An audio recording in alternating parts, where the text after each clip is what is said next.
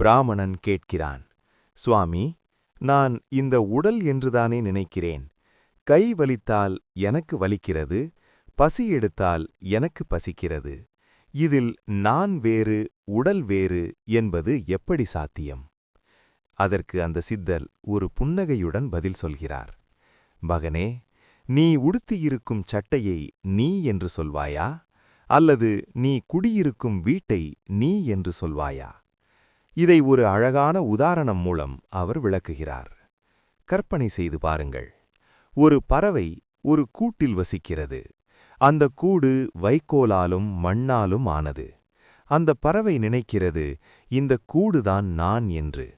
ஒரு நாள் பலமான காற்று வீசி அந்த கூடு சிதறும்போது பறவை கதறி அழுகிறது. ஆனால் உண்மை என்ன? கூடு சிதைந்தாலும் பறவைக்கு சிறகுகள் இருக்கின்றன, அது உயரே பறக்க முடியும்.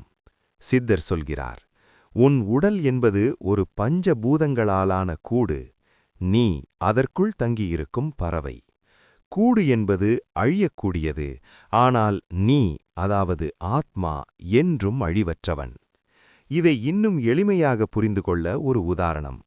நாம் ஒரு பழைய காரை ஓட்டுகிறோம் என்று வைத்துக்கொள்வோம்.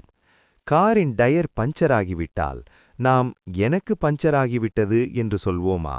இல்லை, என் காருக்கு பஞ்சர் என்றுதான் சொல்வோம். ஆனால் அதே சமயம் நம் உடலில் ஒரு காயம் ஏற்பட்டால் எனக்கு அடிபட்டு விட்டது என்கிறோம்.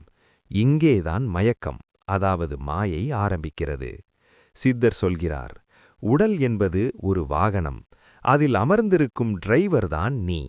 வாகனம் பழுதானால் டிரைவர் பழுதாகிவிட்டான் என்று அர்த்தமில்லை.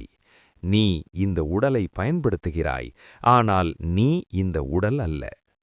இந்த இடத்தில் கிருஷ்ணர் அர்ஜுனனிடம் சொல்கிறார், அர்ஜுனா, நீ போர்க்களத்தில் நின்றபோது உன் உறவினர்களின் உடல்களை பார்த்தாய். அந்தச் சட்டைகள் கிழிந்து விடுமே என்று வருந்தினாய். ஆனால் அந்தச் சட்டைகளுக்குள் இருக்கும் ஆத்மா என்றும் அழியாதது என்பதை நீ மறந்துவிட்டாய். அந்த தெளிவு உன்னிடம் இல்லாததால்தான் நீ ஞானத்தை நழுவவிட்டாய். நமது வாழ்க்கையில் இந்த ஒரு எண்ணம் மட்டும் ஆழமாக பதிந்துவிட்டால் பாதி துயரம் நீங்கிவிடும்.